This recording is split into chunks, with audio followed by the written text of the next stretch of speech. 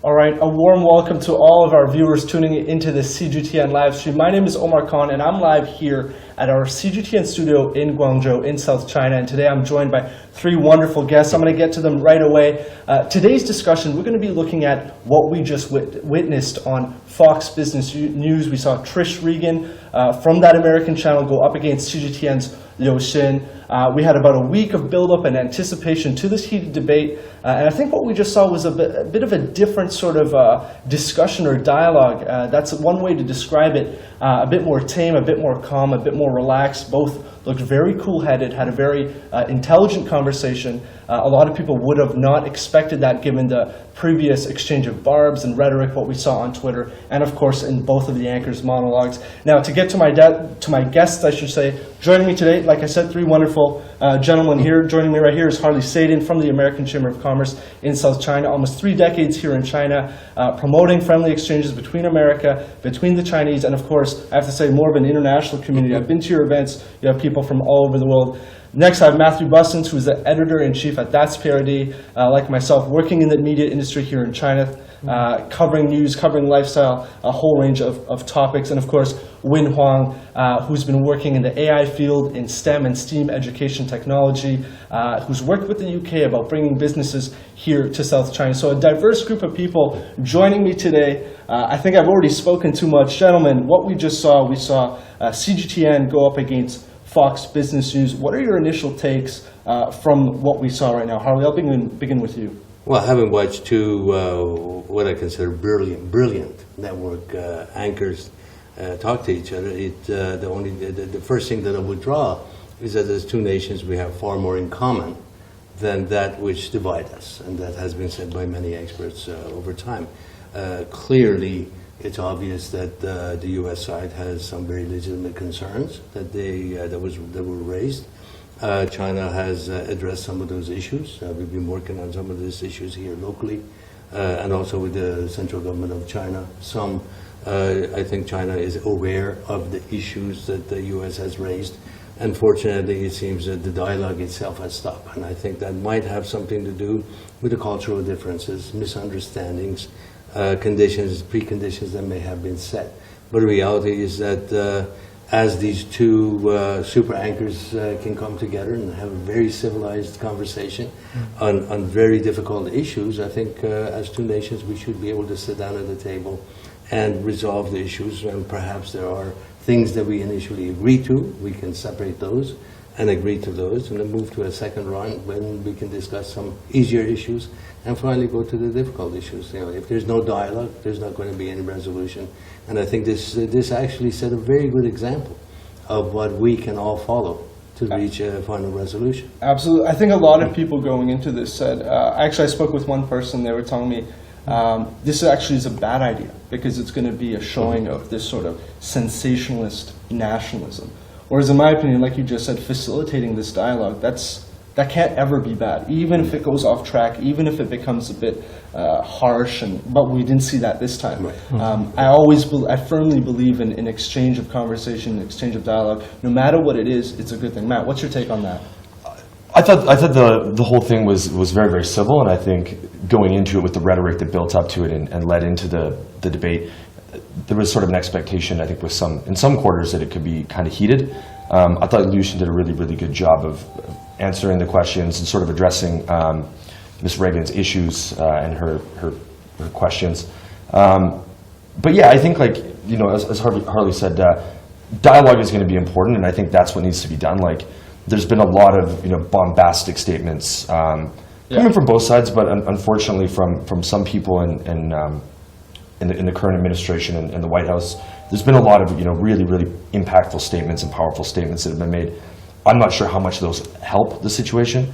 So I think what we saw today, a very cordial, you know, very level-headed discussion, was important. That was an important step for both sides, I think. Right. When, as a Chinese national, seeing this for the first time, you have Chinese media. Of course, it's the English side of CCTV, CGTN, go up against one of America's largest networks. How do you feel about? How do you see that in terms of promoting this sort of conversation? Like, I think all four of us agree was very civil. How do you see that? Yeah, I think that as well, because I saw the previous videos by both Trish and Newsing.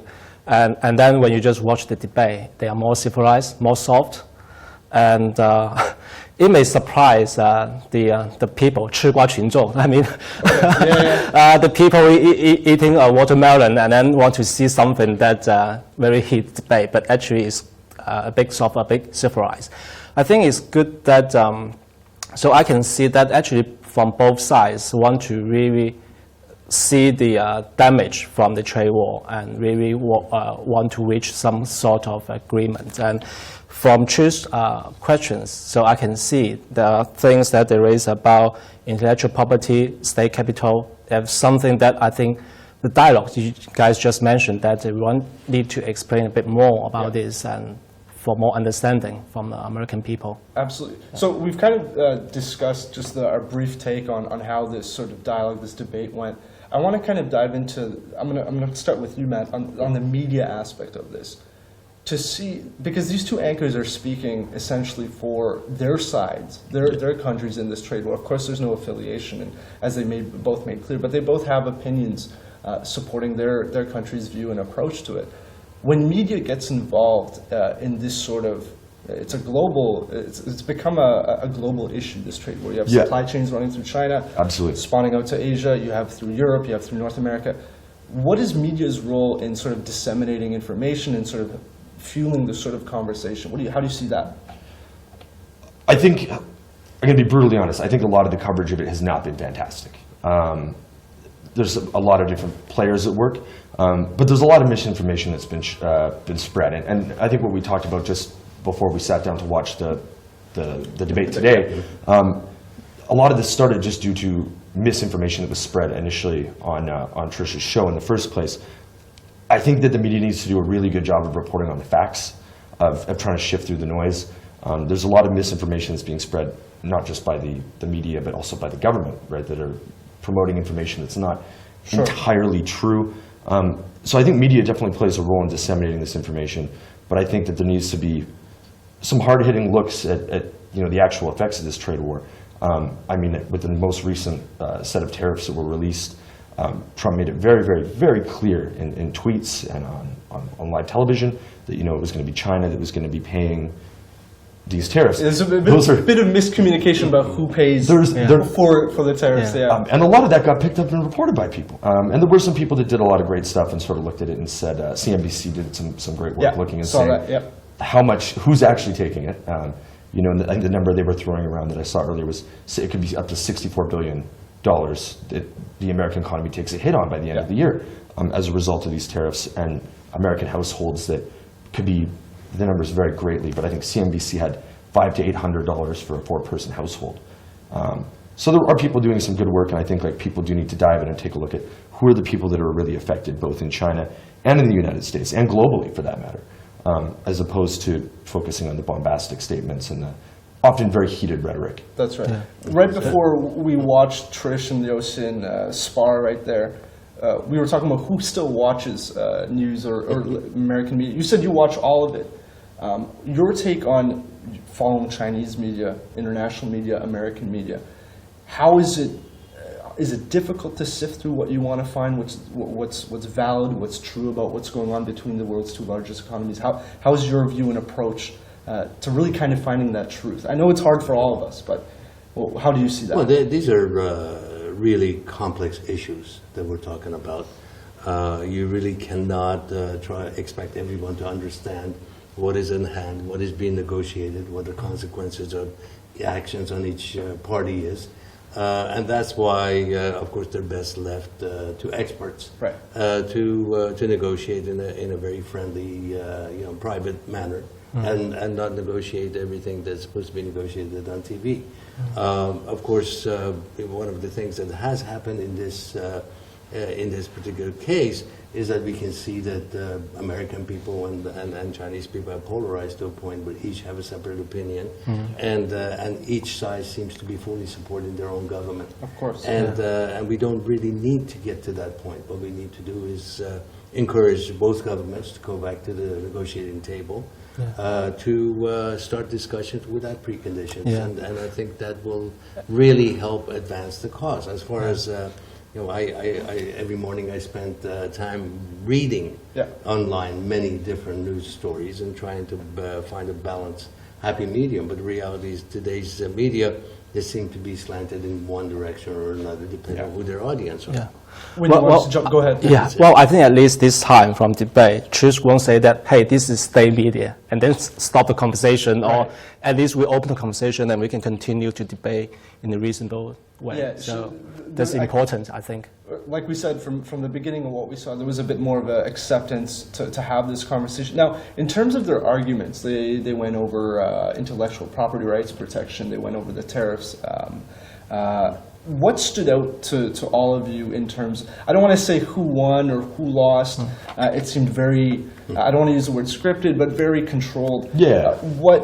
I start with you, what were some of, maybe something what Trish or even Yosin said, what stood out to you in terms of defending their argument? What was a valid point, convincing perhaps? So like, I guess just as background, I think that there's a lot of valid concerns that the American government has, and a lot of them were raised today in the conversation, be it IP issues, issues with security with Chinese firms, forced technological handovers. There were a lot of things that were discussed that are valid concerns.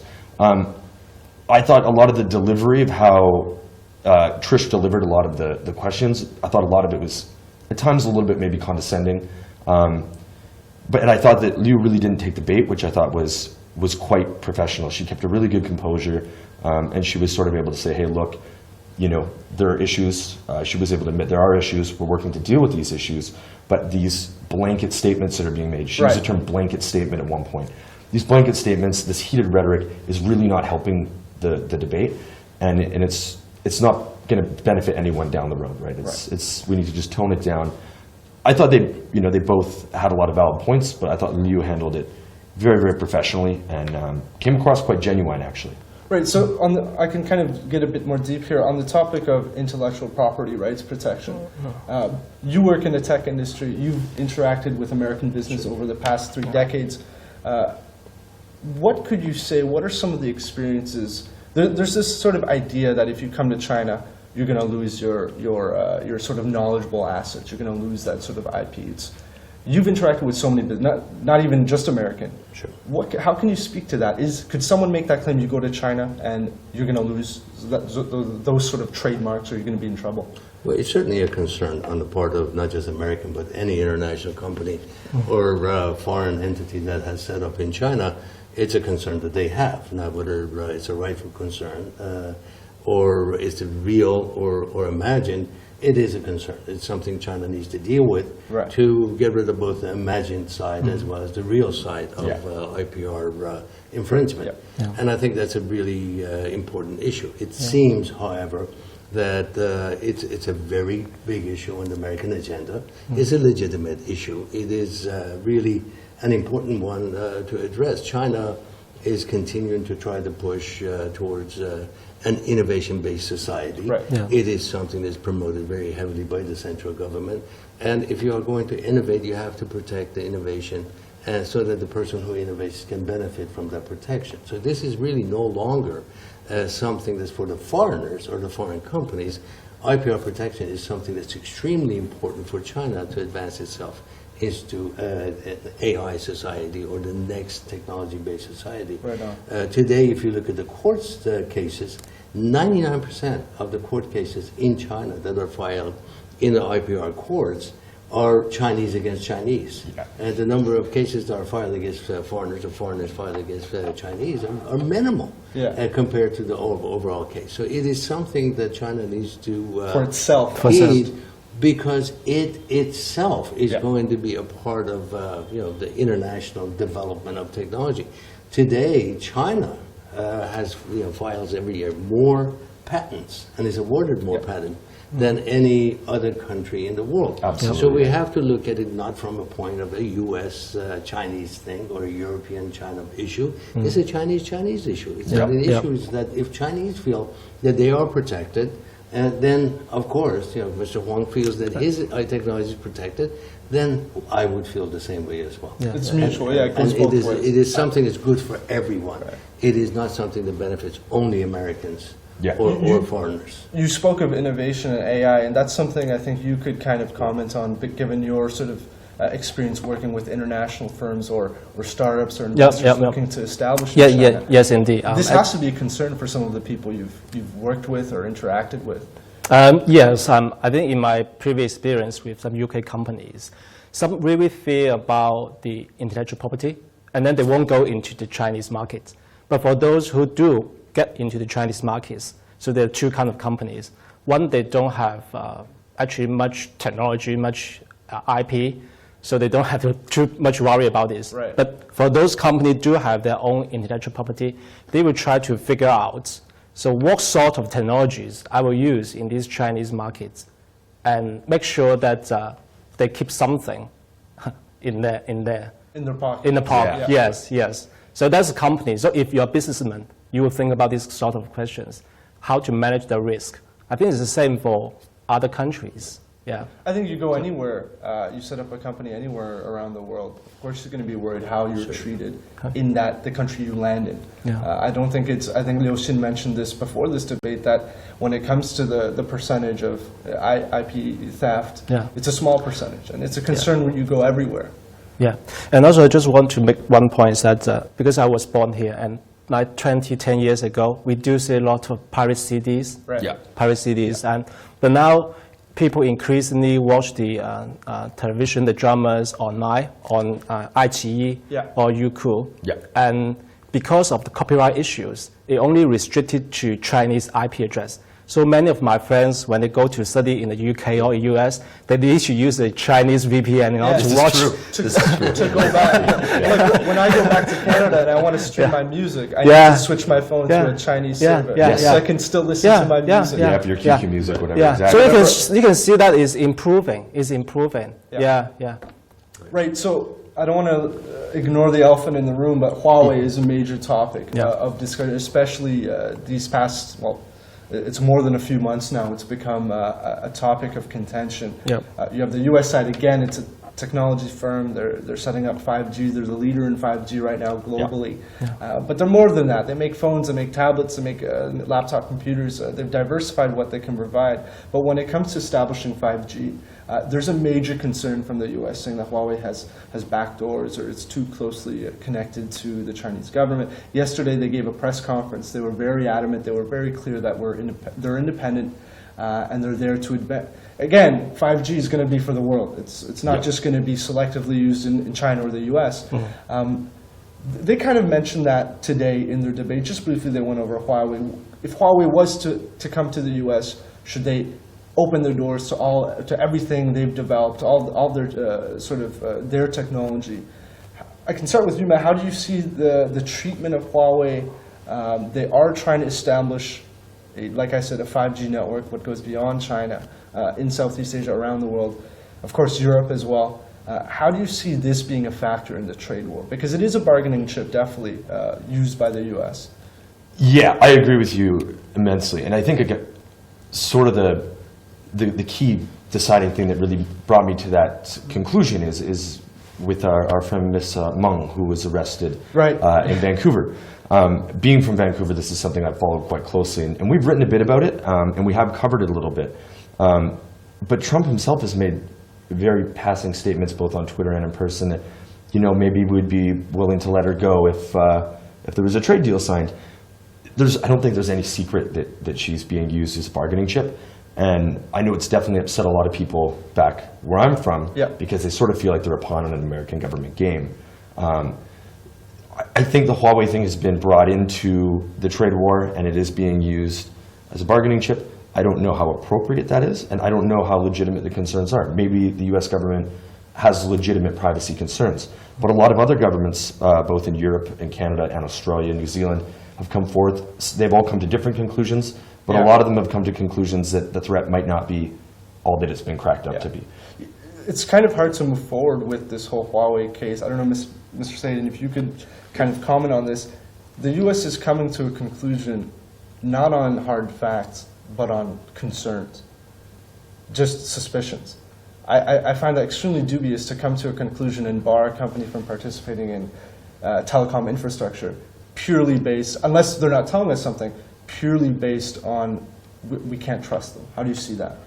Well, I think there's a lot more into it than the public knows and that I know, or that we would know. We have to look, through the cloud and through the dust to see the reality of what really are the reasons that are being discussed. And I can't really get my hands around it today.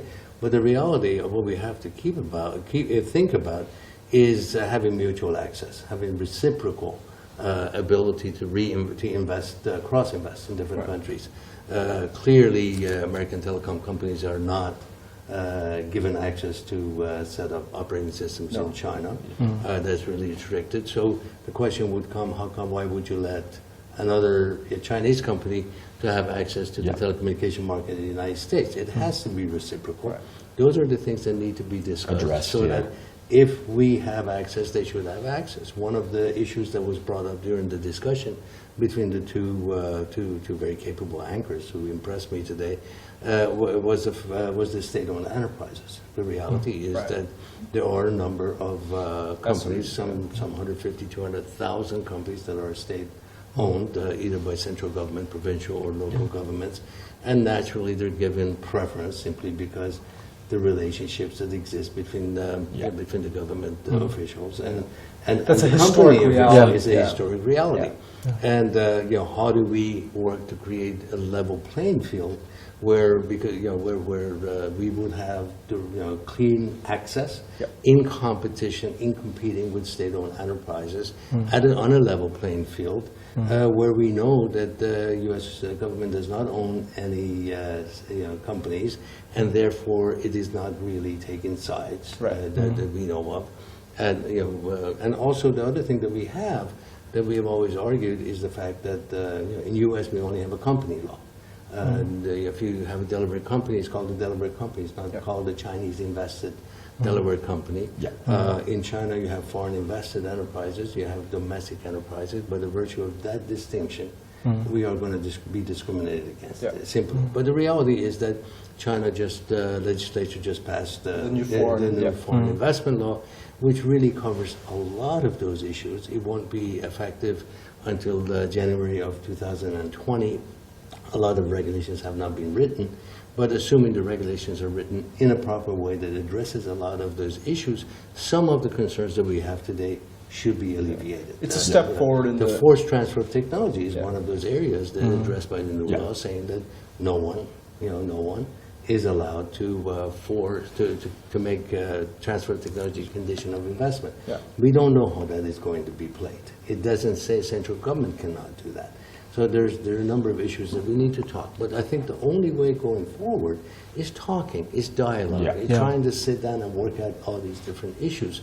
There are legitimate concerns on both sides. Now, certainly, China wants to have access to the U.S. market, and rightfully they should have access to the U.S. market because our laws allow it. Absolutely. American companies and European the same way. American companies should have access to similar areas in a similar way in China. And the two governments should be able to sit down and work that out. And I think the reality is, yes, today it doesn't look very good.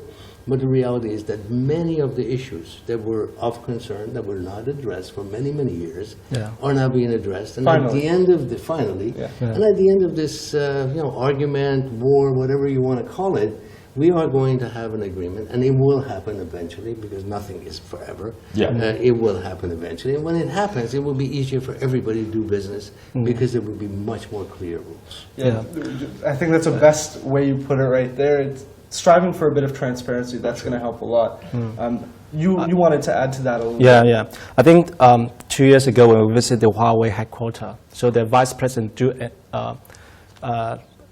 tell us that they encourage a sense of open innovation. And actually you can see that they open actually a lot of research institutes in the UK. There's a lot of in the UK.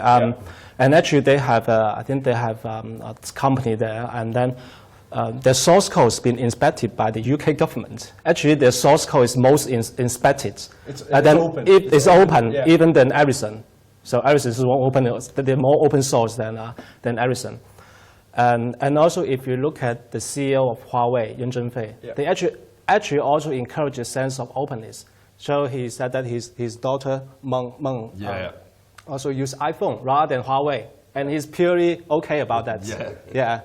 And So when we look at the whole Huawei event, so initially the U.S. government accused Huawei of selling the equipment to Iran. So initially they maybe have some things there. Okay, maybe he's right. But gradually, when you watch the whole event, he started to ban, for example, ban the U.S. companies provided semiconductors, and then the Android, and even get it out of that IEEE or Bluetooth society.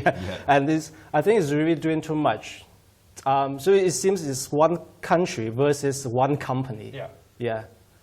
I did a story about this last week. I was looking at how a big part of this trade war, Washington, it's kind of Washington versus Shenzhen.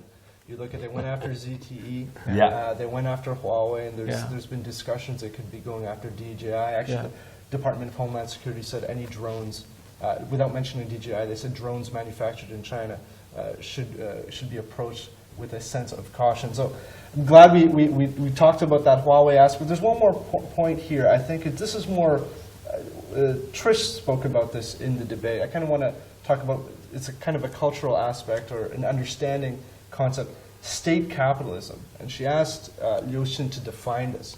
And a lot of people, you'll hear on Fox, you'll hear on media around the world, they just say the Chinese economy is still communist, when that is actually as far as from the truth as it can be. So when you guys hear a conversation, when people ask you how to define the Chinese economy, is state capitalism an appropriate descriptor? Well, state capitalism, I really don't know what that means, except that the various levels of government in China own companies, and they govern those companies directly, and they sit on the board, they are the presidents, etc. And therefore, that, in my opinion, creates a problem for foreign companies trying to compete with those companies on a level playing field. The key is that China went through major state-owned enterprise reform many years ago.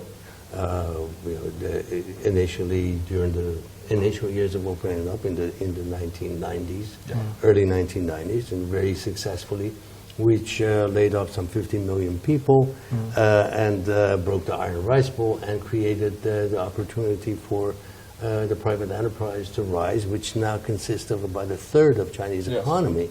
And as it was mentioned earlier, 80% of employment in China is by small, by private, and of course small business. So question is, does China need to consider and think about further reform of state-owned enterprises? I certainly think so. I think there are many people around the world that they think there should be a separation, much further separation. Ownership does not necessarily mean having to control the board of directors. Ownership does not mean influence on who gets the contracts. So it could very well be that the government owns, but the government needs to begin to separate its role of regulatory process, of regulating various industries and owning the same companies in the industry at the same time. I think that can be done to where independent boards of directors can be formed. The companies most companies are already public. They could, they could be that more of those shares could be distributed, and the government actually give up ownership, or totally own the shares totally indirectly, but not have any involvement in the governance. It's removing that sort of influence. And I think that those are the things that need to be addressed. You can't do it overnight. It's other things that need to be studied, and they can, the Chinese government can draw on the experiences of various governments that have gone through that process, including, for example, Germany and Japan, etc. Over the last 100 years, they've gone through that process. But what you've just said, this is coming from someone who spent an extensive amount of time in China. And when Trish posed that question, I would assume most of the outside world wouldn't be able to break it down as you just have. Sure. Most people wouldn't be able to talk about, okay, China went through reforms. There was an exodus of people leaving SOEs, which then eventually led to the formation of a private economy. A lot of people won't be able to sort of process that and take in those historical events and understand the sort of economic, the market transformation China has seen, even opening up and reform. Sure. That is also something that will just go over someone's head. So having this media discussion, is this something you want to see in the future? Do you think it enables, it facilitates discussion, or it just causes for more chatter or more noise? I guess discussion's always a good thing. I could agree with that. I could go with that. But what I will say is I don't necessarily think that Trish was maybe the best ambassador of that. Okay. And that's just my personal opinion. I don't think that she was maybe the best person to be, out there representing the cause from maybe the American side. I think there could have been someone that was maybe a bit better at structuring the method of communication. But what I will say is I think, dialogue is important, but it provided that people have the context to understand what's being talked about, right? Do I think state-owned enterprise is an appropriate term? I suppose so. I guess so. But again, like you pointed out, will people understand how the Chinese economic system works? How the reform and open up period under Deng Xiaoping, does the average American understand and know that history? I don't know, average right? foreigner, you could even say. Average Westerner. Average Westerner. Do they understand that? I would probably say no. No, and I think a lot of history is lost because the people who were in charge and in power in the 1990s where major reforms happened, and they were in power in the U.S. and in the government, all those people have retired. You have a new group of young people in charge in the U.S. government agencies today, and you have new people who never saw the time where there were several hundred million people below poverty line that were lifted as a result. So they assumed things were always the way they are today. So a historical perspective is extremely important when we look at China to see the step that he's gone through. One of the things is that, yes, I remember in 1996, 55% of all companies were owned by the military. And one day Jiang Zemin came with an order that they had to divest and gave them 1 year to divest the police and all the other one, and they divested within a year of all those, which created the opportunity for private ownership. And we have to remember those changes that were massive. But at the same time, we have to keep in mind that today, 1/3 of Chinese economy is created by private enterprise, and it should be far greater than that percentage. The potential for that is definitely absolutely there. 27% of Chinese economy is actually produced by state-owned enterprises, but they're only less than 5% of the total companies in China. So they're really getting a lot of the business that perhaps they should not. Disproportionate. Exactly. So we have to begin to look. I see that one of the things that I always say is that the debate always ends up being what is good for the foreigner, or what is good for the foreign company, what is good for the foreign entity. I think what we really need to look at all the time as we debate these issues, what is best for China?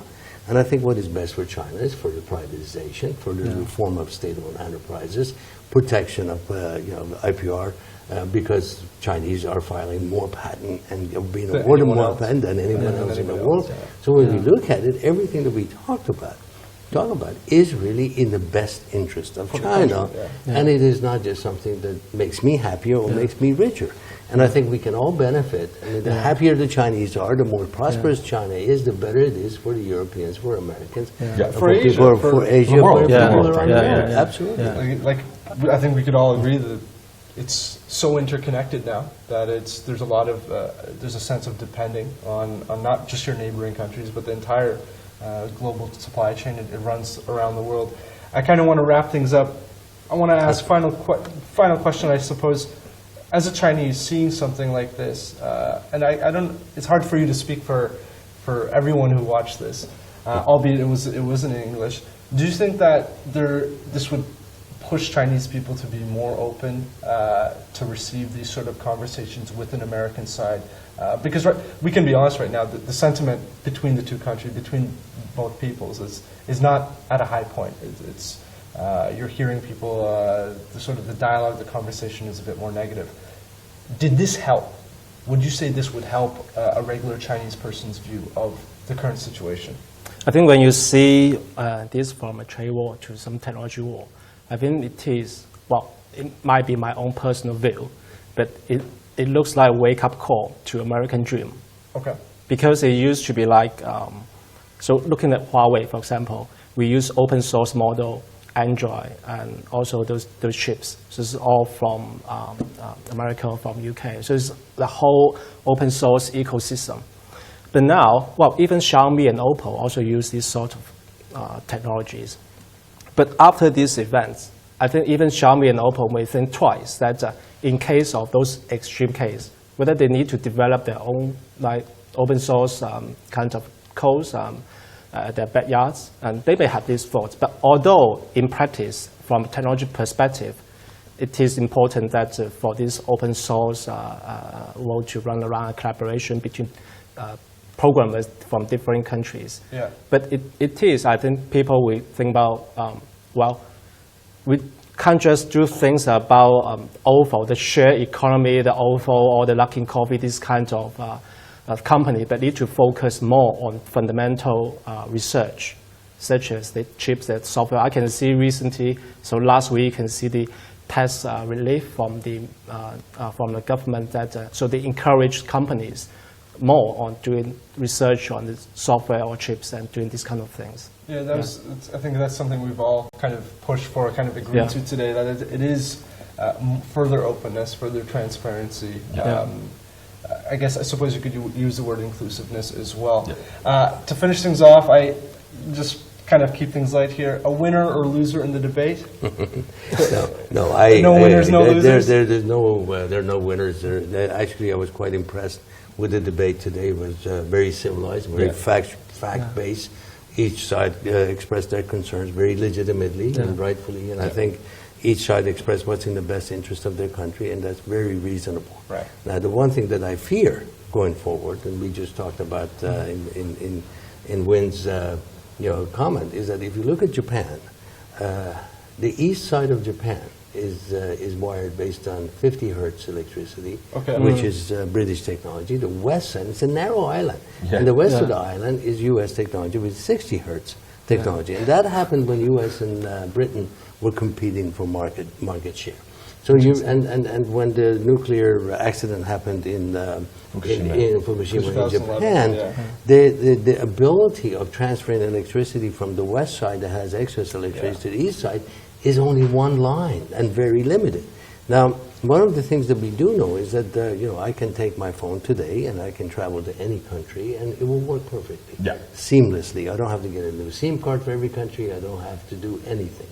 It works. You just pay more. And just pay more, but it is seamless. Yeah. Then again, when I travel around Asia Pacific and even UK, China Mobile has a deal of 30 RMB maximum per carrier. So those are the international things that happen to benefit all of us in our ability to be mobile, be communicative.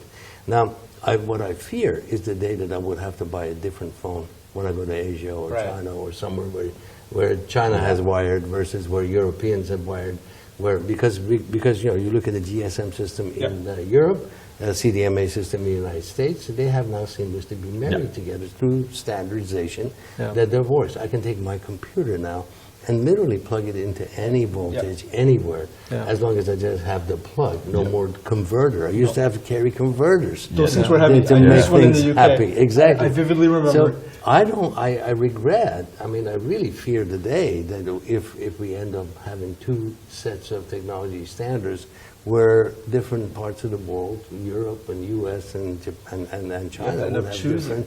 And it would be very difficult because you would not be able to have any. Today we have an internet that works all over the world. There are restrictions here and there, but it's still you access the internet. You access the internet. Yeah. Now I would hate to enter the day where you would not be able to access the internet. There's an American internet, and a British internet, and a Russian internet, and China. So those are the things that we need to be very, very wary of and focus on making sure that our governments begin to agree on things so we can continue to enjoy the benefits of integration worldwide and the globalization as it has happened has benefited us all. Any follow-up to that? Just maintaining sort of connectivity? I guess, no, I agree. You worded it eloquently. If I had to pick a winner or a loser, though... Well, you're allowed to. I would say Trish lost, and mostly just because I found her a very unlikable person. Okay, that's just my personal opinion. I've been getting comments from some people. They did not enjoy her delivery. Win, if you had to pick a winner or loser, you're going to keep it neutral. You're going to keep it an even playing field. What do you think? Who impressed you more? Well, I would say Trish.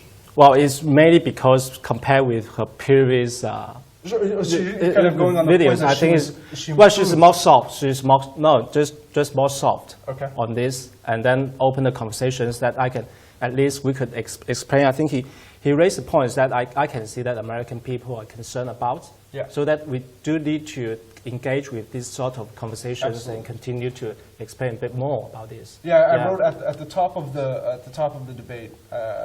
Trish and Yoshin immediately agreed that a trade war is not good. This was the first thing I heard from both of them was agreement on, hey, this trade war is not good. And it's a bit of a change from what Trish said previously, promoting this sort of economic warfare, but hey, opinions are meant to change. Sure. Yeah. So anyway, gentlemen, thank you very much for our little debate, dialogue, our conversation here.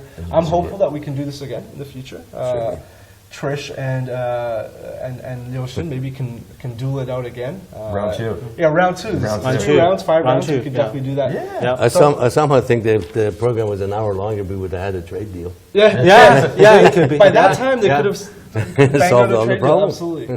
All right, so for those watching at home, thank you very much for tuning in. Again, you can catch our CGTN live streams on Weibo, Twitter, Facebook, YouTube, and the CGTN app. You can go back, see our previous shows, and you can also see what's coming up in the future. So on behalf of myself and my 3 distinguished guests, I thank you guys for tuning in this time, and I look forward to talking to you guys soon.